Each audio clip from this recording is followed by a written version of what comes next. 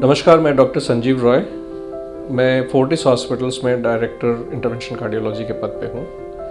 आज हम heart attack के बारे में डिस्कस करेंगे और हार्ट अटैक को कैसे ट्रीटमेंट किया जाए। तो जैसे कि मैं पिछले एपिसोड में बताया था, हार्ट अटैक मतलब होता है खून की नली बंद होना। आमतौर पे मरीजों को एक सीने के बीचों बीच भारीपन सा, घुटन जैसे महसूस होता है और इसको अगर सही टाइम पे पहचाने, ईसीजी कराए तो हार्ट अटैक डायग्नोस हो सकता है। आज इस मॉड्यूल में हम डिस्कस करेंगे कि हम हार्ट अटैक के ट्रीटमेंट क्या क्या है और कैसे कब अपनाना चाहिए। तो हार्ट अटैक दो तरह का होता है। बेसिकली हम उसको डिवाइड करते हैं ईसीजी चेंजेस के ऊपर। एक को बोलते हैं स्टेमी, यानी कि एक तरह से अचानक खून की नली बंद होते ही जो ईसीजी में चेंजेस होते हैं उसमें।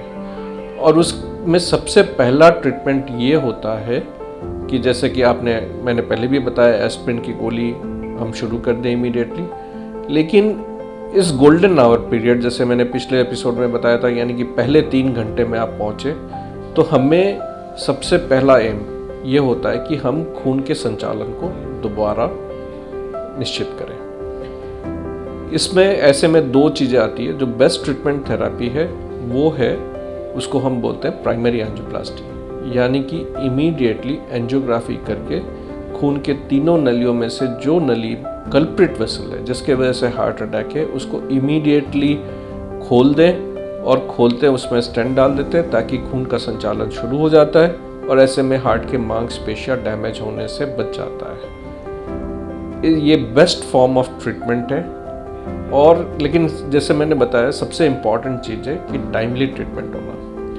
अगर आप किसी भी हॉस्पिटल के आसपास हो जहाँ पे ये ट्रीटमेंट आपको उपलब्ध हो, तो इमीडिएटली आप वहाँ पे जाएं और अपना ट्रीटमेंट शुरू करें। आमतौर पे कोशिश होती है कि हम जल्द से जल्द करें। जल्द से जल्द यानी कि ये आप हॉस्पिटल में पहुंचने से लेके एंजियोप्लास्टी ख़त्म होने के टारगेट हमारा रहता है कम से कम 90 मिनट के अंदर अंदर तो खून का संचालन शुरू हो जाए और हम सारे स्टेंटिंग प्रक्रिया वगैरह जल्द से जल्द कर दें। सो ये एक कट ऑफ लिमिट है हमारे, यानी कि डोर टू बलून टाइम हमें कहते हैं। यानी कि आप आए हम हॉस्पिटल में, या फर्स्ट कांटेक्ट मेडिकल कांटेक्ट है, वहाँ से लेके आपके बलूनिंग तक का जो टाइम होता है वो आइडियली 90 मिनट या उससे कम हो। हम लोग फोर्टिस में we are in the top of the hospitals और हमारे यहाँ पे आमतौर पे जो सिस्टम गियर्ड अप है, जो इस तरह के हार्ट अटैक पेशेंट्स में हम पूरे फैसिलिटीज़ हैं, इंफ्रास्ट्रक्चर है, हमारे इमरजेंसी केयर सर्विसेज हैं और 24/7 यानी कि पूरे 24 घंटे 7 दिन जो हमारे इमरजेंसी टीम एक्टिवेट होते हैं। फॉर्चुनेटली हमारे बहुत स्ट्रिक्ट मॉनिटरिंग है जहाँ पे हम लोग इसके क्वालिटी कंट्रोल करते रहते हैं एंड हमारे average time is less than 40 minutes और बहुत से केसेस में तो हमने 20 मिनट में भी इस एफिशिएंसी से हमने काम किया कि हम वापस से सर्कुलेशन चालू कर दें। ये एक बहुत इम्पॉर्टेंट पैरामीटर है। तो अगर आपके मतलब आपके निवास स्थान या जहाँ भी आप हो,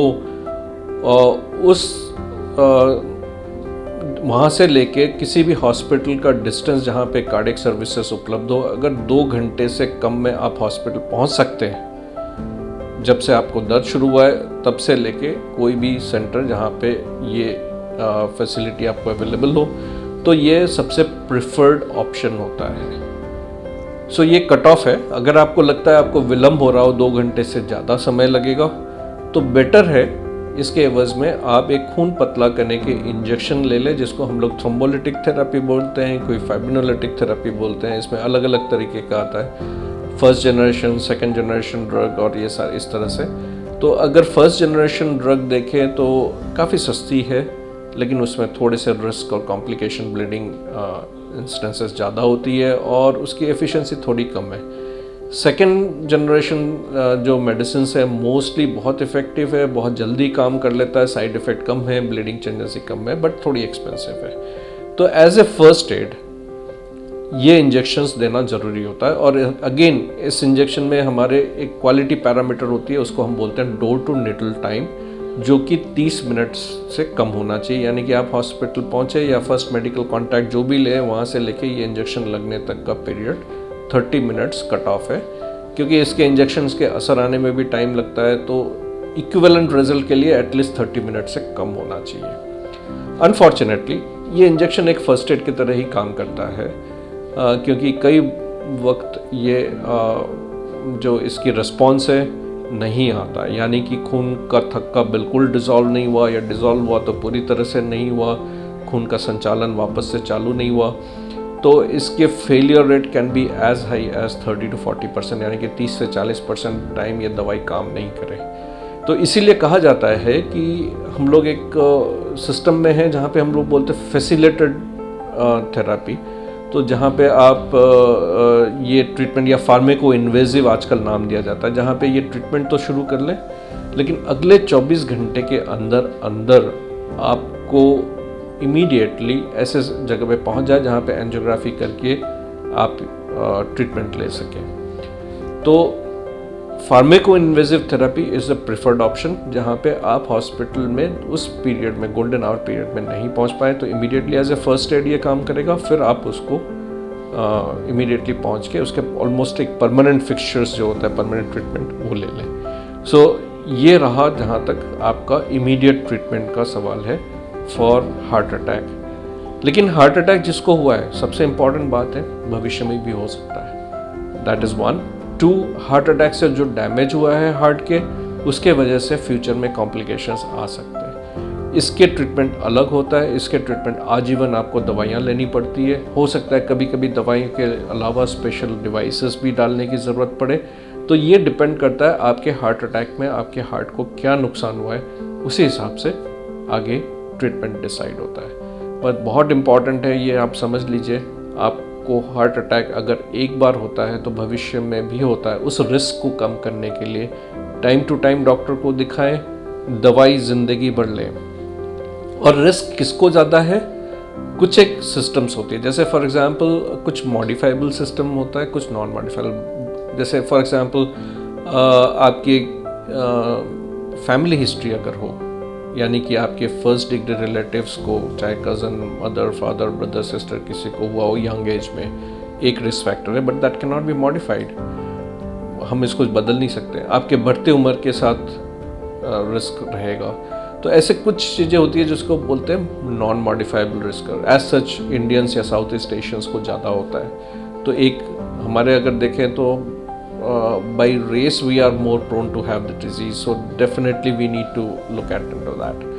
सेकेंड होता है मॉडिफाइबल रिस्क फैक्टर, जैसे कि फॉर एग्जांपल किसी का कोलेस्ट्रॉल ज़्यादा हो, किसी को डायबिटीज़ हो, किसी को ब्लड प्रेशर होता हो, या कोई स्मोकिंग करता हो, या कोलेस्ट्रॉल वगैरह बढ़ा हो।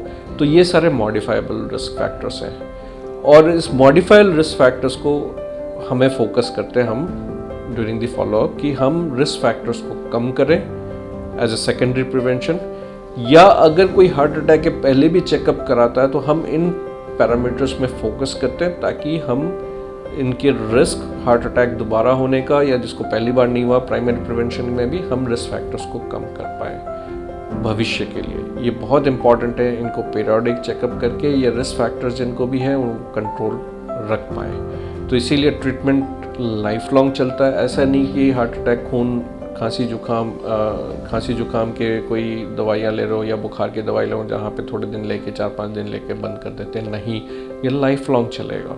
सो इट्स वेरी इंपॉर्टेंट आप अपने डॉक्टर के संपर्क रह के पीरियोडिक चेकअप्स करें और दवाई आजीवन लेते रहें।